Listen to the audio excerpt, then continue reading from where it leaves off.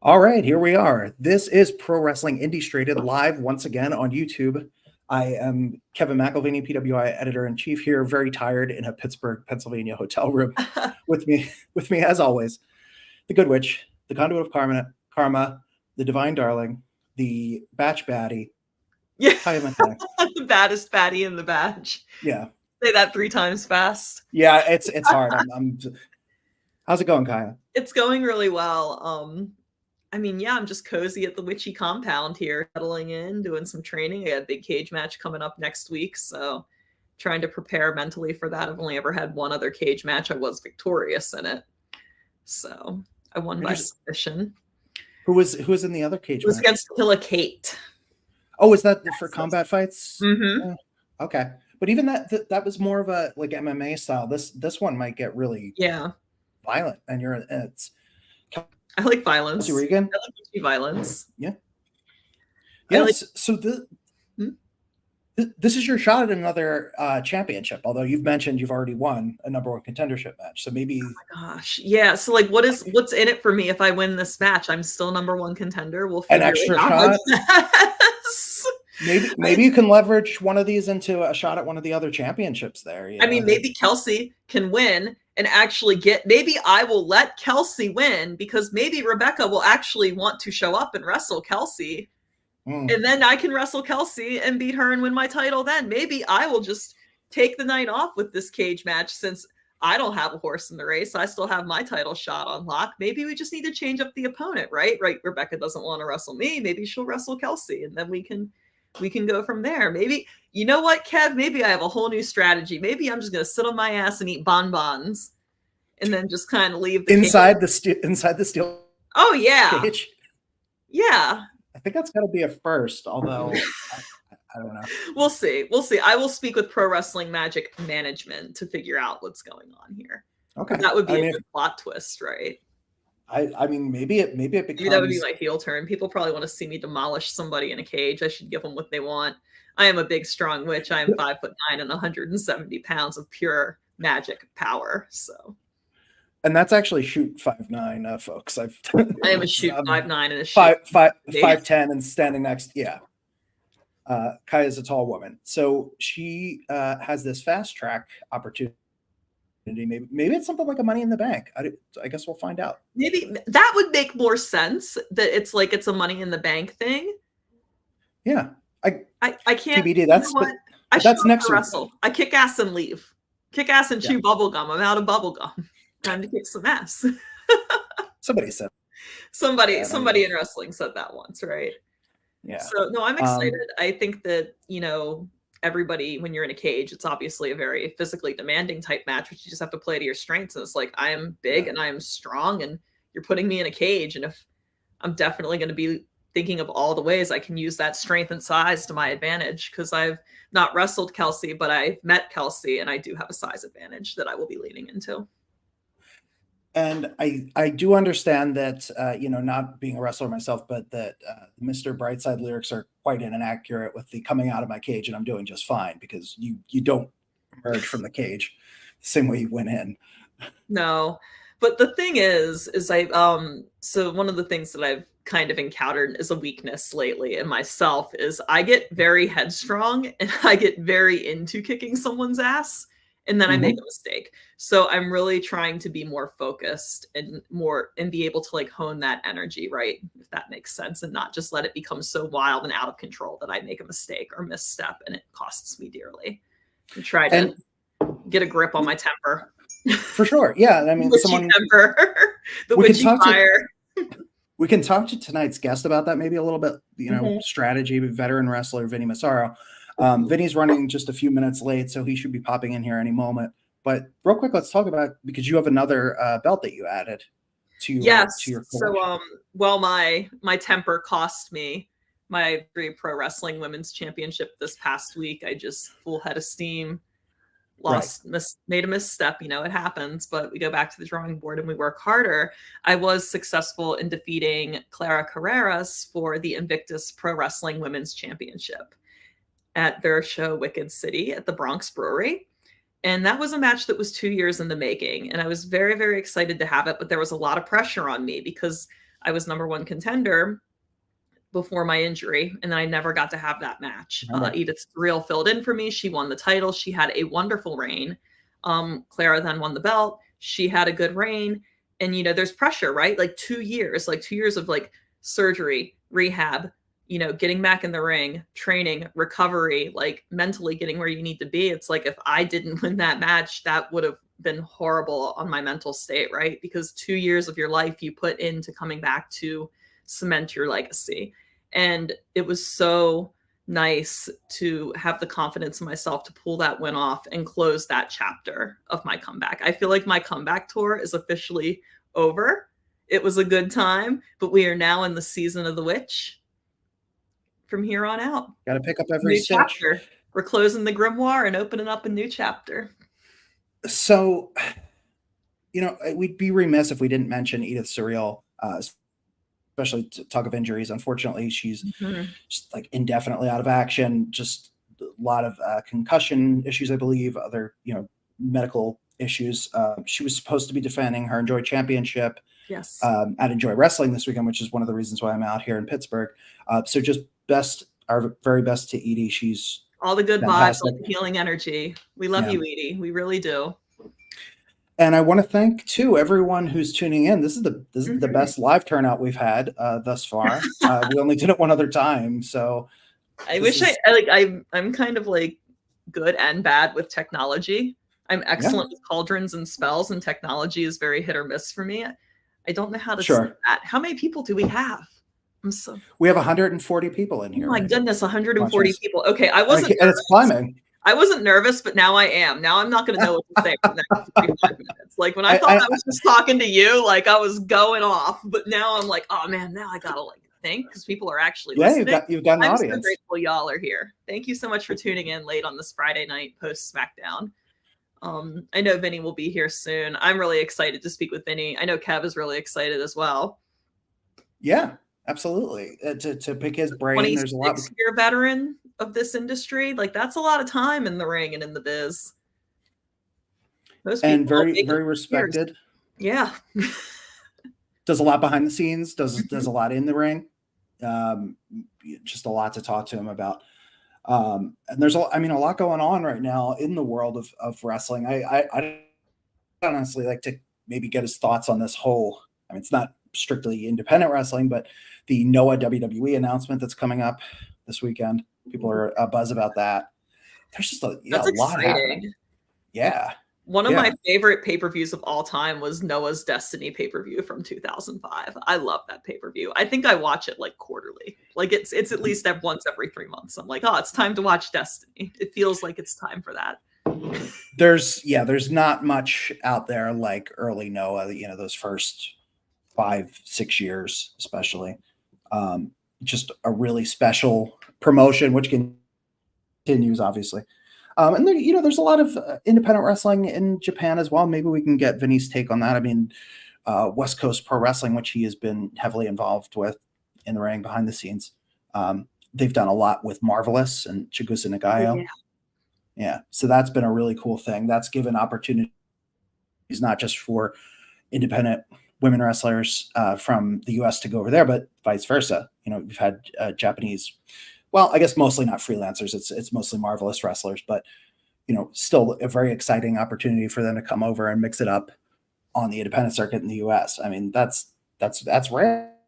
I feel like a lot of it's hard.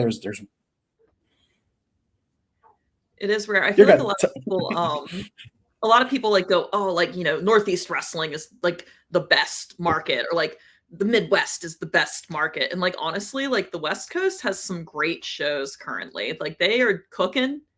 It's true independent wrestling. Like the cards are very diverse with all sorts of talent from all different walks of life, different backgrounds, different talent pools. A lot of these shows are very ground up. I know they utilize their students on a lot of these shows. They're not just kind of using TV talent as a crutch to run the indie, right? It's like a true independent. So I love seeing that. I love seeing like true independents thrive. I think we've talked about that a little bit in the Southeast with Action as well, how it's like a true, super successful top level independent. Sure. And then you even have like say a Prestige or a Defy, which does bring in a lot of big name talent, but they have their regulars that they use. Oh yeah, the yeah, they absolutely do. Like, the the names are synonymous with those promotions. So I love seeing what the West Coast is doing, and I love seeing it thriving. Yeah, and if anyone is on here, well, I know people are on here watching, but if anybody feels like chiming in with some of their favorite indie promotions, like please share. Yeah, we'll chat about them. Shout out your local scene. We will, do our best to discuss your local territory, brother. I do feel like we have the territory. I do feel like we have the territory back, though. We really do. Like, the territories have come back in that sense. Like, there are these little pockets of just wrestling hotbeds that are popping up. Obviously, like the West Coast, Bay Area, Pacific Northwest being one of them. But yeah. I was actually just went back to the audio version of Death of the Territories, which is a wonderful book from, I forget how many years it's been out now, but just indispensable resource. Really just does a great job of cataloging what was going on, who was in charge of what and when, kind of how like let's face it, hostile takeover of some of those promotions occurred. I guess the one difference now is that, you have all these pockets, but, they will broadcast on some common outlets like an IWTV or like a Triller or Title Match Network or even YouTube, cross-linking there. Mm-hmm. But it's a great way to go and catch up with these. Especially, I think YouTube is really underrated as a source for finding. You're not necessarily going to go and see full shows on there very often, but you'll see like, oh, I want to check out this wrestler, and you'll be able to pull up 5-6 of their matches. I will admit, I do not watch a lot of wrestling live these days, unless it's in person. Like, if it is in person and I am at a show, I'm watching that. But I don't sit on the couch and watch wrestling. It's on every night now, right? So it's so hard to catch everything. I watch a lot more of my wrestling in bits and chunks now. I do a lot of rewatching. Even on IWTV, I don't really catch live streams too often. I will go back and like watch specific matches and specific shows I wanted to see, and with Fight. But that's the beauty of that format, is you can do it. Yeah, YouTube, right? And just like there's so many people that are using YouTube as like a repository for old wrestling content. Like, you can get Memphis on YouTube, you can get like French Catch on YouTube, you can get 90s All Japan on YouTube, you can get Women's All Japan on YouTube, you can get Michinoku Pro on YouTube. Like, you might not be able to get like full shows and like full swaths of content, but you can get bits and pieces and like some of the most iconic matches from those sub areas of wrestling, right? I should mention, not to let this go to Jerry's head, for IWTV, and this is not SpawnCon here, the All Japan Women archive on there has grown. It's like 29 shows now, I think it is. Yeah, it's awesome, right?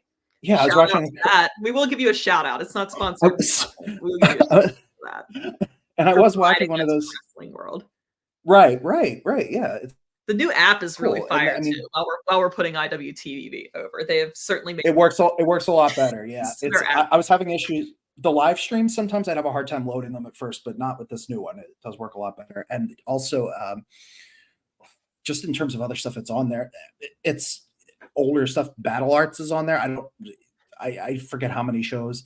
There are, not super recent, but Freedoms and Big Japan shows are on there from a few years back. Mm-hmm. It's cool to be able to go back and check out those things. There's just so much. And this old stuff, in addition, not old, but although I guess you could say that about the All Japan Women, because some of that is, 30 plus years old. So it's really cool. Yeah, I love that YouTube exists as a repository for wrestling these days, because I remember like staying up to record wrestling on a VCR tape when I was a kid. Oh, sure, yeah. And YouTube has everything. Ordering DVDs and the whole tape trading thing, and now it's like we're so lucky. Like, yeah, there's more content than ever before, and there's content created in wrestling every night of the week, but I just love the accessibility of it. It's really great. And it's funny because I used to get like really stressed out about this as a wrestler, because I'm like, oh my God, everybody sees everything. Like, everybody sees everybody's shit, even like the not good stuff. Everybody sees it. It's so stressful for me because I'm anxious and I want to do well and I don't want people to think I suck and all this other stuff. Us wrestlers, we have anxieties. So it was something that I kind of had. Not me. I'm totally cool and cool. Kevin's like, I ain't got no anxiety. I don't know what you're talking about. That's but, yeah. We are entering ranking season, so yes, I do. Well, you know, that is what it is. But I reframed it recently, and I was like, okay, yes, there's more content than from ever. Everything's streamed, everything's visible, and I could see how that was creating anxiety for me. But also because there's so much content and such swaths of it, everything moves very fast. Most people are not watching stuff live, and the odds are that it's you're probably just not even a drop in the bucket at the grand scheme of things, right? So like reframing it that way has alleviated a lot of my anxiety. And if you are a wrestler watching and listening to this, just reframe it a little bit, and hopefully, yeah, don't worry if you get caught picking your nose on camera. It's fine. It's or biting feet, biting toes. Well, that was a still photo. Those live long. There's hard evidence. Num num. We had Issa on before and talked about like Eddie Kingston bites people in the face. I don't see how it's any worse. This is true. Although his face doesn't walk on the ground. So. Hey, win at all costs. Yeah. No, I think like so. Issa was at the Thrashlvania show, my show, yes, and took pictures there, and just like to nice have to those. meet her too, because she spends a lot of time, obviously. Oh yeah, she's all over the place. She's a real sweetheart. Has shot so much stuff for us, and just in general, including some of the promotions we've already mentioned. And seeing, kind of what she does and these moments she captures, it's like this. She basically she extols photography as like this ultimate art form, especially as it relates to wrestling, because it captures a very specific story within a match if it's done well. That like you won't even get from watching the whole match necessarily, because it's like a fleeting moment. That's a very high concept way of looking at it, but I think there's something to that, No, there absolutely is. Photography is an art, and we were just talking about some of our favorite wrestling photographers before we started the live stream tonight too, and how much we appreciate what they do. Like, Matt Flood is the one who caught the photo of me at Victory biting Gabby's toes, I suppose. So he's there to capture those moments. Yeah. Big shout out, Matt Flood. That was a real Kodak moment. It was. It was a real Kodak moment. Looks like we've got our guest here. I'm going to let him into the room. There we go. Well, what's up, Vinnie? How are you doing? How are you guys doing? Oh, good. We were just talking about how wrestling's kind of becoming territories again. Good. Thank God.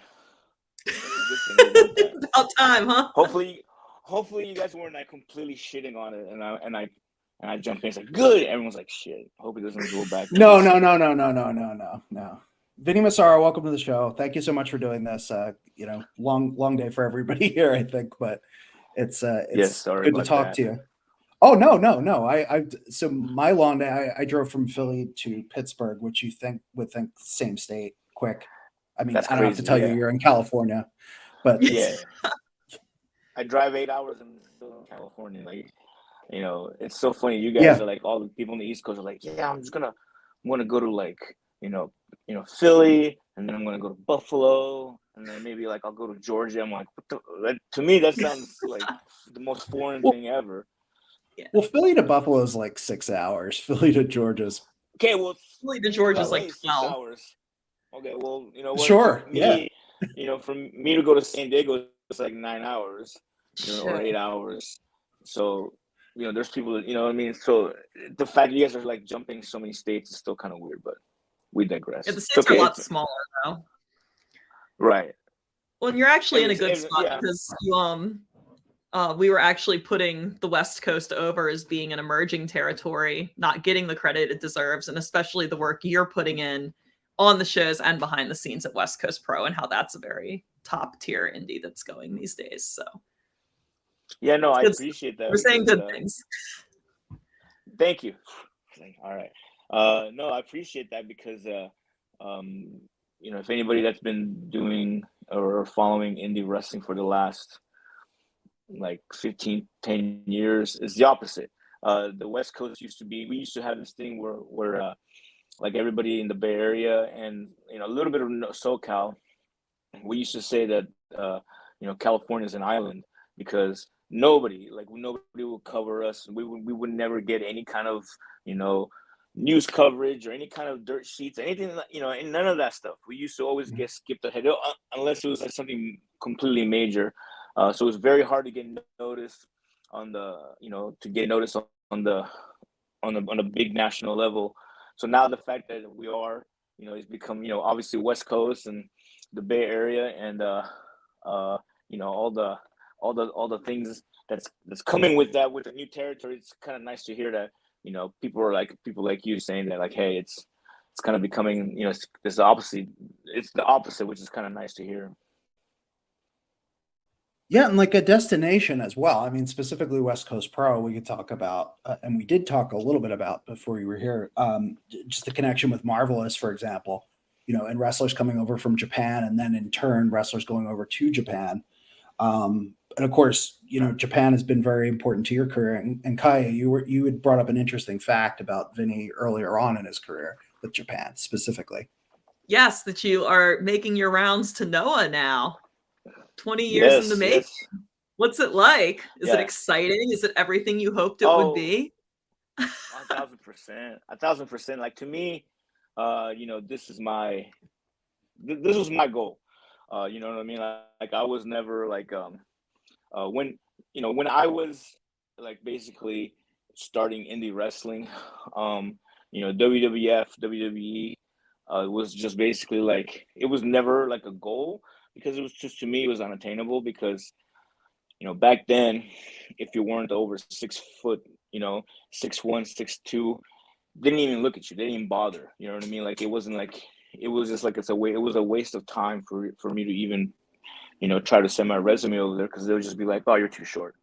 It's not even, you know, and that was it. Not, you know, obviously, so then that changed, you know, with now, you know, with the indie surge that they have, you know, PWG and all that stuff. But back then, yeah, there was just, you know, when I was starting out, it was just, it wasn't even a factor. You know, the only thing was WCW was trying to get into WCW with their cruiserweight division, but, you know, I was more into Japanese wrestling. Like, always, you know, when I first started, I watched Japanese wrestling. When I was training, I was doing, like, you know, I was trying to, you know, going towards those kind of matches, and I prefer that style. So to me, the goal was always to make it to Japan. And yeah, 20-something years later, I finally did it. Well, so this was something. Talk about what, if you don't mind, why it was, you know, 20 years ago, you had an opportunity, or may have had an opportunity, but just there was life stuff that had to take precedence. Yeah, no, I mean, that's for sure. You know, I think I've said it before on other interviews, and you know, I think even on social media, is you know, back then, I got a chance to wrestle against Massaro, and you know, obviously that was, you know, he's my hero, which is a big deal. But, you know, at the time, this is when he was starting to do the Noah, because, you know, he left All Japan. So at that time, you know, he was kind of like, yes, oh, very nice. He was the main guy, kind of like, you know, recruiting everybody. So at the time, you know, I was like 21, I think, when I wrestled, maybe 20 years old. And, you know, basically he was just, you know, he kind of told, you know, my trainer, which is Michael Modest, it's like, hey, you know, Vinnie is very young. I think he would do good if, you know, he moved to Japan and kind of just did, you know, with the dojo stuff. You think he would do that? And, you know, at the time I had, you know, I just met, you know, I just met my girlfriend, you know, and then we found out she was pregnant. And so I was just kind of like, you know, I can't do that, you know, so I decided to just, you know, respectfully, I declined, but I can't, you know, I don't regret it. I'm not saying like I don't want to sound like it's, you know, like I regret it or anything, because obviously I got to spend time with my, you know, with my son. But now it's just funny that, like, you can circle back to it. Back to it, yeah, 100%. And my son now is obviously older, and I can leave the house, I can leave him behind, and he's fine. He's fine. He's like, good, get out of here. He's probably. Well, time is a flat circle, right? Pretty much, yeah. Yeah, it sure is. It's you know, I have a one of my favorite sayings that I use in pro wrestling with my students is that comparison is the thief of joy. You know, if oh yeah, it is. Oh well, this guy did it like this, and this way. You know what I mean? Yeah. So everyone always loves to say, well, this guy did it like this, and I gotta do like this, and so I gotta do exactly what he did, because you know there's always a different path, there's always a different way to go about it, and there's no regrets that I would ever do. You know, there's nothing I would never like say like I regret anything.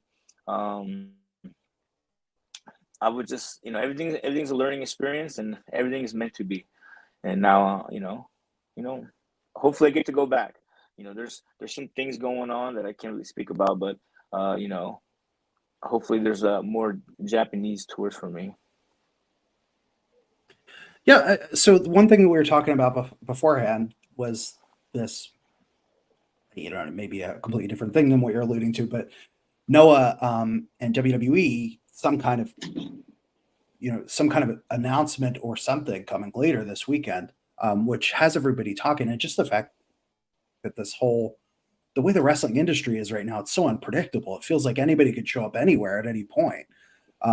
Is it more, you know, that's got to light a fire under not just you, but everyone, you know, in your orbit, right? That there's this, and not just in terms of WWE, but in terms of like, there's all these opportunities now that go different places, work with different people that you might have thought, you know, like you had, was it for sure Marufuji, right? Was over was over in West Coast Pro. Like that's huge. Yeah, for sure. Mm-hmm. I think the main takeaway for that would be, you know, competition is good. You know what I mean? I don't think WWE would be looking at, you know, anything. Sorry, hold on. My door keeps slamming. Hold on. Hashtag dad mode. It's the forbidden door that keeps opening. And then it keeps closing. It's not the forbidden door. It's something different, but it is for. Yeah, it is.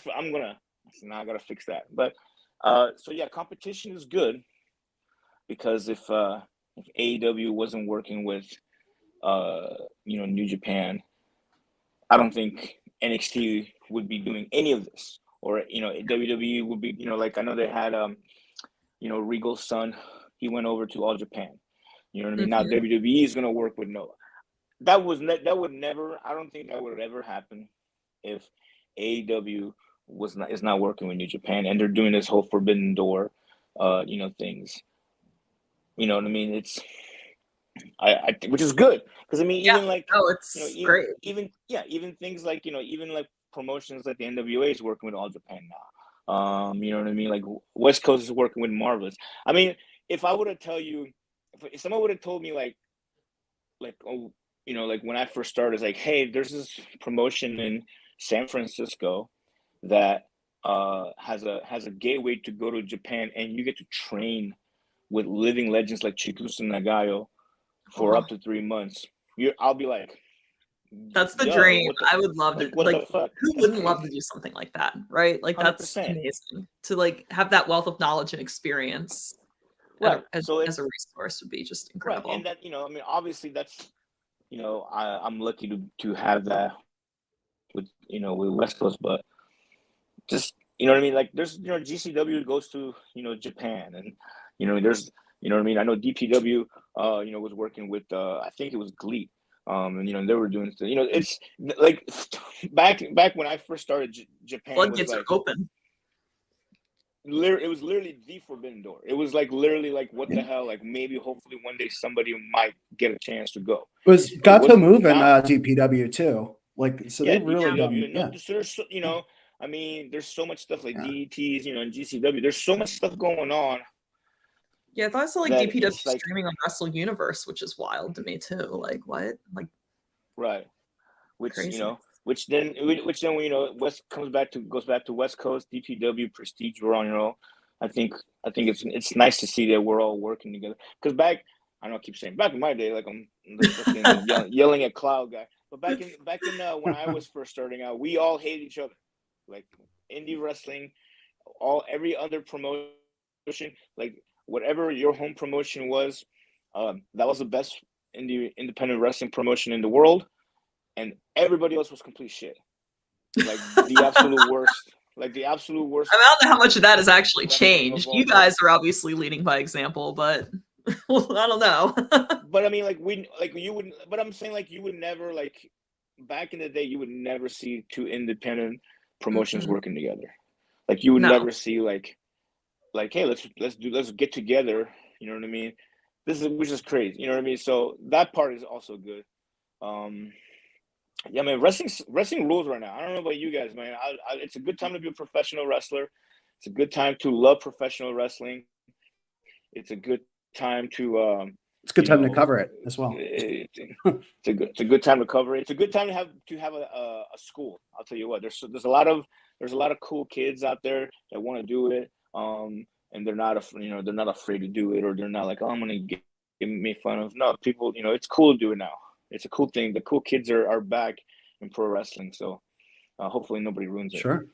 You got some students you're proud of that you want to put over? Some hard workers. Sure. I mean, all my students. You know what I mean? We just had, I know JT Thorne. He's just, he's come back from an injury. Jaya just went to Japan. He's gained the gator roll. Oh my God, I love that. I love that gimmick. It's so great. I remember the first time I saw it, I was like, that's no gimmick. He really is like that. That's not a gimmick. That's no, him. I met him. He's great. We got, I got two women that just debuted, and they're going to be on the Dennis Richmond Invitational. I'm just really happy about everything. And then we got some students there, that are training. I had 4 new ones from beginners go into semi-pro class, which is kind of nice. And then on next Wednesday, the 19th, we have the brand new beginner class starting. So hopefully we get a bunch of new recruits and new starts there. So I can't wait for that. Can I be a young girl that yells at the clouds for a second and make you feel immensely gratified, hopefully? Please, dear God, you mentioned the partnership between West Coast Pro and Prestige and DPW, and I think that is the coolest thing in the world. I know I have talked to Kevin about this multiple times. It's very exciting, yeah. Many other people about this very concept that frustrates me as a young independent wrestler is it's like, why do more of these promotions not work together to really make something special and create stars? We always talk about how like there's no stars on the indies, or there's limited stars on the indies, I feel like if more people were open to working together and going in on talent and cultivating that talent as a team, that we would see the NWA principle of the old days. Yeah. So that's my little yells at clouds moment. I love the partnership idea. I wish more people would apply that to their business strategy. I love it because, like, smart. I personally love it. Like when I first started going to West Coast, and like the owner Scott, he asked my opinion on what I thought worked, would work for a promotion. I told him the truth, and I was like, dude, honestly, man, it's just go back to the territories, go back to like Roy Shires and the Cow Palace days, and build your have one half build your stars, your home, tons of battle royals. I'm guessing is like part of the. Sure. I was you end the battle, you end the show with a battle royal, but that's sure point. Yeah. So what you do, you have your stars, your local stars, and you put them against the bigger stars from Texas and from New York, and then you return the favor. You know what I mean? And that's how the territories were built. You know what I mean? And instead of having a promotion was like, well, we need stars, so let's create 15 belts in one promotion. Instead we bring in a champions from other promotions. And then when you see them, like, when Ric Flair shows up to the Cow Palace, or whoever the champion is and goes against Ray Stevens, and they're going toe to toe, and then you realize, holy crap, Ray Stevens is just as much as a star as everybody else. When the star leaves and Ray Stevens is still there, you have that star that's built, and you don't have to keep redoing things and trying to make other stuff. And the thing that the thing that I don't like now about indie wrestling is a lot of the indie promotions, they will go, all right, where's my local guys? All right, you guys are opening match. You know, you'll have 8 guys.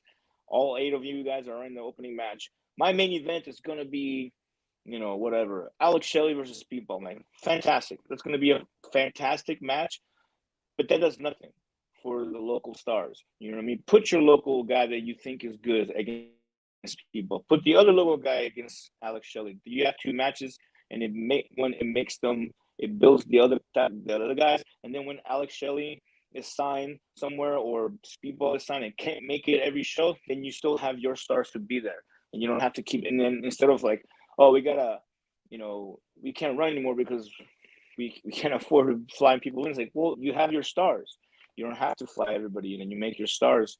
You know, and the thing that I think that one of the reasons why I love that we did that with West Coast is because we know, we started doing that, and it worked so good that like our biggest people always, you know, all the fans and everybody online always say like the best. What is the best part about West Coast? And they always like, you know, Titus, Charlie, me. It's like, oh, you know, when Vinnie versus Titus, that was amazing. When Charlie versus Titus, it was amazing. When, you know, Fatu and Titus was amazing. And those are local guys. They're not saying like, oh, when Speedball and Takeshita had a match, I mean, which was an amazing match. But I always love that their favorite parts are the local hometown guys. Yeah, it's a really cool thing. Makes a lot of sense. Sure does. What you should be listening. What the hell do I know? What do I know? Notes. Take notes. Yeah. Well, so part of the reason we wanted to have you on here, and we generally try to keep things pretty positive, but you're not shy about expressing your opinions, and you come at this, you know, with 2.5 decades of experience in the ring, years of experience, you know, training and booking and all these other perspectives you can attack things from. Like, what else is going on the independent scene that maybe frustrates you, where you think like is a missed opportunity or something people can be doing better, whether that's on an individual level, a promotional level? It's a big topic, but the floor is yours for that. Oh, geez. Do you want me to reframe it with a little positivity? I'm gonna get no bookings now. Thanks, buddy. Just appreciate that. Kaya, take your. Right. Tell you about deathmatch wrestling. Let me start going there. No, I'm just kidding. I have a better way to kind of maybe approach this, right? Please, so let's time be more passes. Kaya, I would love to get an outside booking sometime in the near future. Please don't make me bury everybody. No, that's why I'm going to ask it to you from this position, right? So as time passes, things change. You know, we all have to get used to it. Sometimes people argue that things change for the better. Sometimes there are people who argue that things change for the worse. But sometimes in the process of change, there's ideology from the old days that is still very much valid that has fallen to the wayside. So what is something that would be from earlier in your career or just from a different phase of your career than you're in right now that is still valid and holds up today despite the changing environment of independent wrestling? I think the 2 major things that I see right now, one, nobody gives any time. It's all like, I need the best possible match today.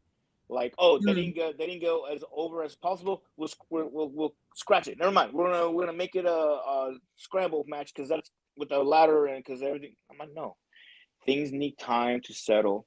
You know what I mean? Stories. I think still are the ones that are gonna sell the longevity for your shows. It might not get that first show. Like if you put a storyline or something and build it, it might not get 55 views or 50 whatever the hell I don't even know. Whatever you're not gonna get, you're not gonna be the main video that day online. You know what I mean? Because you didn't do something completely crazy. Well, who cares about that? Timeline moves so fast, doesn't even matter. Yeah, just exactly.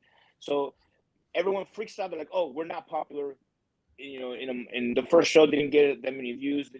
It's okay. It's fine. If you just keep going, tell that story. Eventually, you will get there, and then it's better that way. But people think a lot of promoters now they're like, "I need to get that instant classic. Well, let's just book these 2 crazy guys and let them go do whatever they want." Fair, whatever. That's fine. You're gonna get a lot of views that day. What about the next show? Whatever. It's not. It's they just care about that day, that particular moment. So very short-sighted. 100%. I wish they weren't so afraid to let things simmer and let stories, you know, unfold. And then the other thing too is that honestly, you got on a side thing, you have to be able to, you know, advertise in your area.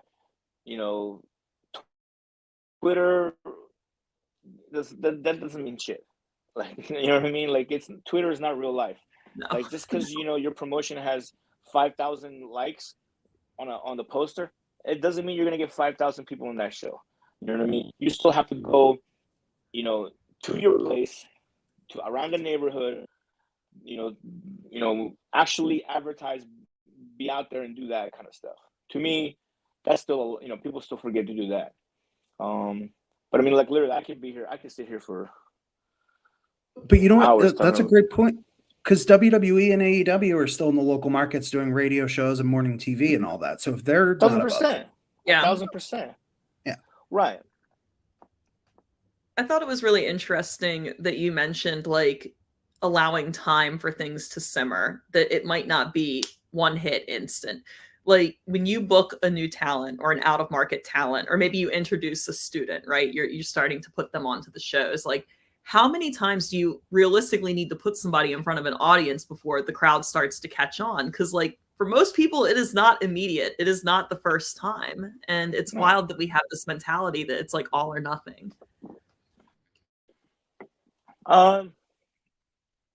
Just because I think people are afraid to invest on something that doesn't work, you know. But I mean, like, it's not just independent. I mean, look at WWE. You know, how many times have you seen, you know, them push somebody and then it doesn't catch on right away, and then you're like, oh, forget it, and then just scratch it, go back to NXT, or just, you know, completely just drop the person.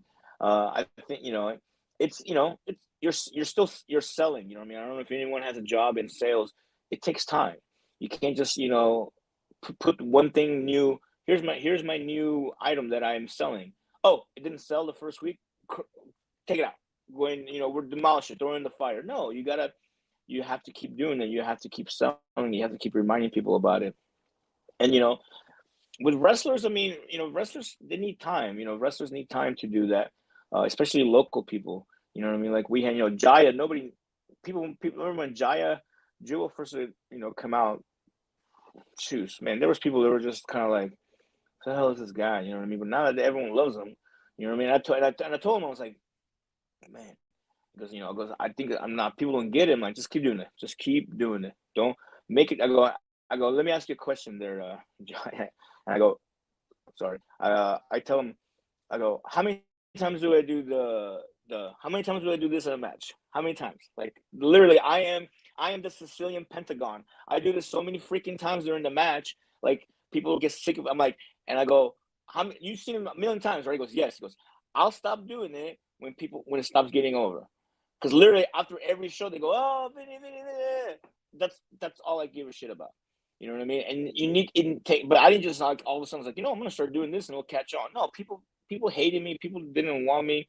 They didn't like me. But it just takes time, and you have to keep going. You have to be. You got to be 100%, man. You got to commit 100% to it. So it takes time. And then, unfortunately, same thing with promoters. You know, the promoters half the time don't believe in the wrestler. So it's kind of hard for them to be like, I don't want to keep pushing this guy in a singles match. I'll just put him in a scramble. Well, you're giving the guy 3 minutes. You know what I mean? It's very hard for him to get any kind of storyline over. And, you know, so I think, you know, I mean, we can just keep going like all day long. I mean, if you have more than 8 matches on the show, like, please, I swear to God, like, what are you doing? What is wrong with you? You know what I mean? Like, that's just way too many wrestling, way too many matches. If you have, like, I'm gonna be tired. Honestly, I'm be tired watching that. If the locker room has more people in the back than the front row, like, you're doing it wrong. You know what I mean? So I think that we touch on something else that's real interesting, right? Is like audience burnout. Like, you have this really long card. 100%. You have everybody's trying to do all of this shit that people do. That, you know, a lot of people do it very well. What I was gonna say, Kai, is like variety is important. Mm-hmm. So like I think there's this tendency to, and you know, Vinny, you can speak to this too, obviously, but it's, you know, you can have a scramble on the card and then you can have some slow burn story. Like there's room for both of these to coexist. You don't have to be like all work rate all the time or long promos. And, well, you and got to be able to. Well, that's just part. That's just part of booking. You know what I mean? Like you're not gonna. You know what I mean? Look at. WWE doesn't have the same kind of wrestler. You know what I mean? Like you're not gonna see over and over again. Yeah. Yeah, you're not. You're not gonna see. Walter have one of those kind of matches, and the very next match is the same kind of match. You know what I mean? Yep. They know how to switch it up. They're not gonna have Ricochet, and Logan Paul go out and have this high flying match, and the very next match is like, a lucha libre kind of match. No, they know how to space it. They know how to do it, and like a lot of times when they'll have like a lucha match or a high flying match, that's kind of it. That's kind of like that's what we like to do at West Coast. We like to do. Here's a lucha 6-man because they're gonna go crazy. And you ain't gonna go crazier than that. Let me tell you, those matches are always 100%. Just like the most fast paced. Like it's not happening. Yeah. You know what I mean? Then then there's my how Scott says it. He goes, there's the Vinnie match where it's gonna slow, it's gonna simmer, and then eventually people are gonna go crazy towards the end. And goes, and I love that. That's my kind of match. I'm not. If I hit the ropes more than 5 times in a match, like I messed up. I did something wrong. So you know what I mean. But and then there's obviously the Charlie match, and then there's a Titus match. But I guarantee you, like like the show we just had, I wrestled Jeff Cobb. There was no other match that looked like that. None of the other matches were like that. None of the other matches, it was 2 big guys and we were telling a story about, about that kind of match. Nobody else did that. You know what I mean? Like we had the Citos, they went out and they had their match. You know what I mean? The ladies went out there, Maya World, phenomenal talent. They went out there and they killed it. But every single match was different. It wasn't just like the same, because then afterwards you still, how many destroyers can you see before you're just like, all right, dude, I'm good with that. And I guarantee you will never see me do it. If I don't think I've ever done one, and I'm, I feel like most independent wrestlers have done one these days. I mean, Elmo did one. I don't know. Like I was talking before we came on. Like I'm 5'9" and 170. Like I don't need to do a Canadian destroyer. I just need to murder somebody. Like just throw my body at him and beat him up a little bit. Well, you like when you have like an guy, you were saying before, you like having like if the rare intergender match or someone that's bigger than you, because you can pull out like La Mystica, but you can't do that against someone who's 4 inches shorter. It always blows people's minds that I know how to do that too, because I guess, obviously, again, with my size, I am usually the person on the receiving end of all of that shit. So you're the big. I make people on the internet think I'm a good wrestler by doing a head scissor every now and then. That's my secret. Oh, stop it! You're a good wrestler. You're a good wrestler like that. That's like like I know how to do all that stuff because I teach it like in class, and everyone, all my students are like, when are you gonna bust that out? I was like, never, because all I gotta do is throw a couple forearms and an elbow, and then do this a couple of times, and I'm good enough. So why the hell would I have to, do any of that stuff and risk getting getting injured at all? That's all I gotta do. One of my favorite ones is what? Sorry. No, go ahead. In the same vein, one of my favorite things, and I love to do it when I wrestle, is just like the headlock takeover spot, whatever. They put me in the head scissor, walk my little witchy butt around and put their little legs down, and I just go, blah! And like, it's just every fucking time. And it's like, it is easy, it's safe, it's simple. I know it doesn't work for everyone, but it works for me, and there's value to having that kind of stuff on your chest. I won't try that. I won't try that next time. I don't think I'll look good. Screaming at somebody? I don't have a witchy butt, so I don't think I can do it.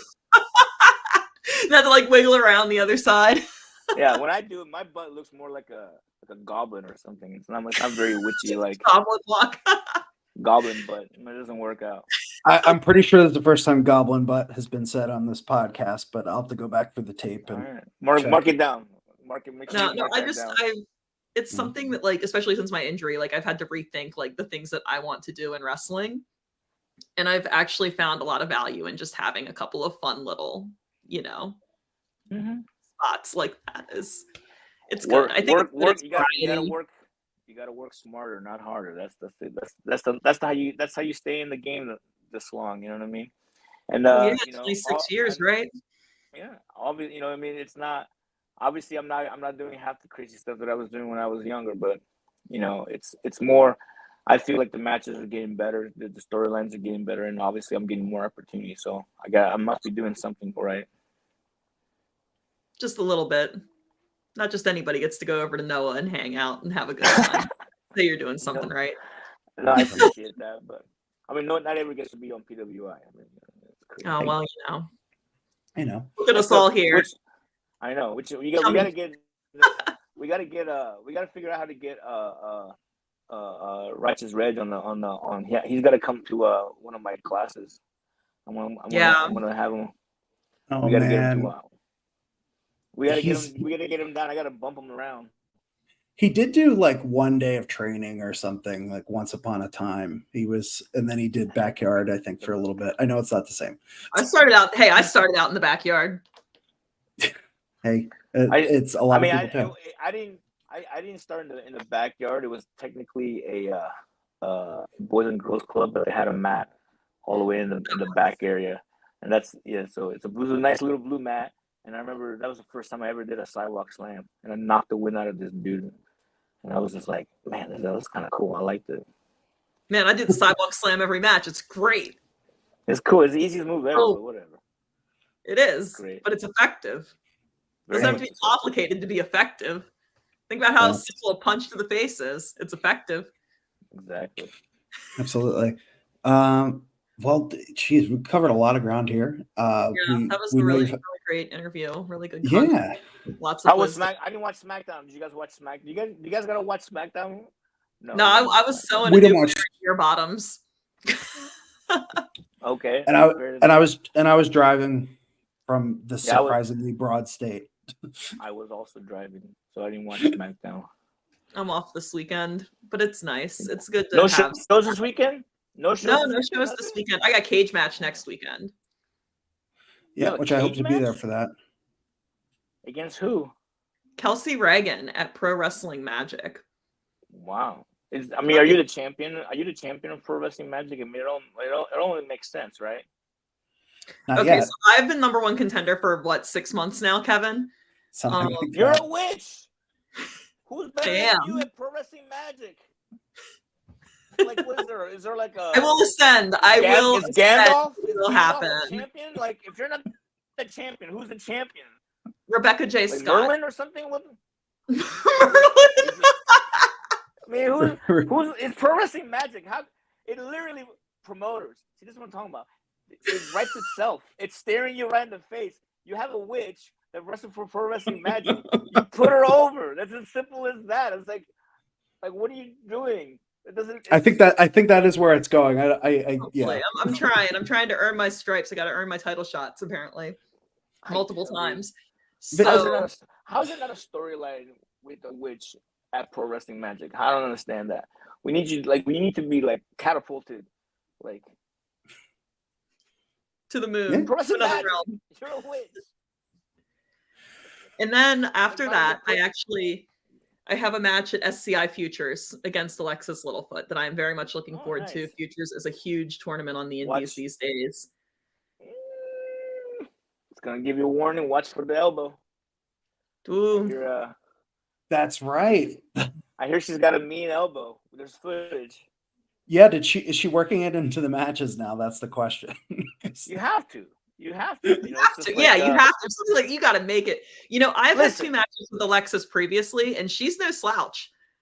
She always makes me work. She's very good. But it's like when Bart Gunn knocked out all those people at Brawl for All. He came back to wrestling, and his finisher became the left hand. So you know what I mean. You gotta watch that. You got back elbow because there's footage. You know what I mean? Yeah. There's footage. Well, we're 1-1. This is the 3rd match between us, so we're trying to settle the score. And what a great stage to do it on. So I'm very excited for that match. Yeah. Very hard. Well, hopefully you get to go to the SCI next year. Isn't that is happening? that is a huge goal of mine, honestly. Like I love I love that tournament. I feel like so many talented people have been a part of it and gone on to bigger and better and greater things. It is July 13th, 12th and 13th That's this right. year. Coming up. Yes, it is. Yeah. I'm resting tomorrow in Eugene, Oregon for Pro Wrestling. So that's fun. And then after that, I think the week of the month, we have a West Coast show in Irvine on a Tuesday. I think I want to say the 22nd. Let me look. I gotta look it up, obviously. And then we have the Dennis Richmond Invitational with all the rookies. It's basically like a tournament it's like a Young Lions Cup. That's the and at the end of the month. I think it's the 29th.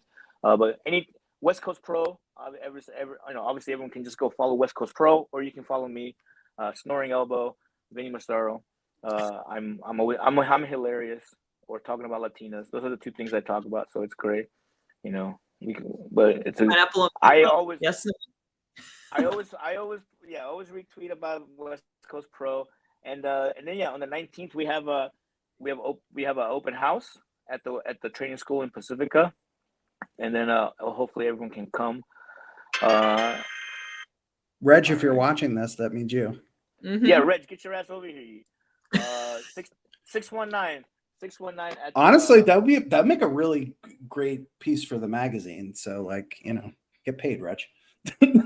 I think if I beat up Reg, I think that would be a very good piece for the magazine.